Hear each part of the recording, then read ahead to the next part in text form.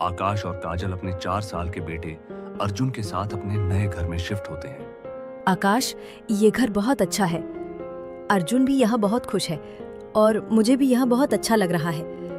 हाँ, लोकेशन तो वाकई बहुत अच्छी है और सबसे बड़ी बात, हमको ये कम पैसे में मिल गया।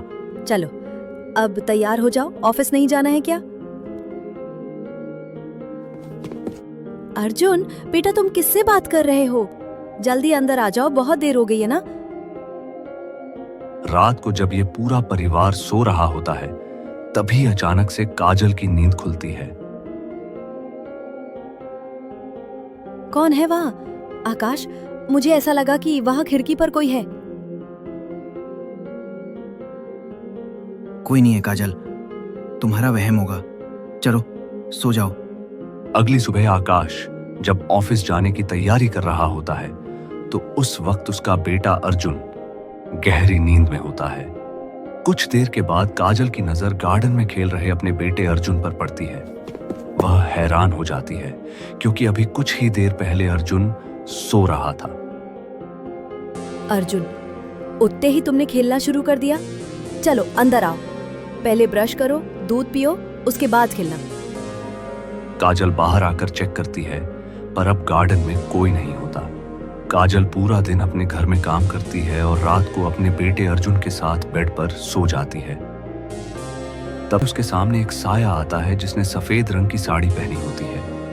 आत्मा की नजर उसी के बेटे पर है और तभी आत्मा वहां से गायब हो जाती है। काजल समझ जाती है कि ये भी एक आत्मा है। काजल की आवाज सुनकर उसका बेटा अर्जुन और उसका पति आकाश कमरे से बाहर आते हैं और तभी लाइट आ जाती है। काजल उसे पूरी बात बताती है और अब आकाश को और उसके बेटे अर्जुन को उसकी बात पर यकीन हो जाता है।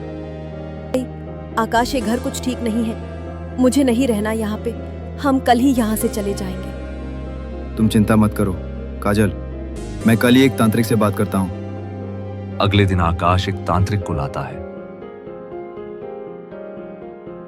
इस घर में किसी आत्मा का साया है और साथ में एक बच्ची की भी आत्मा है।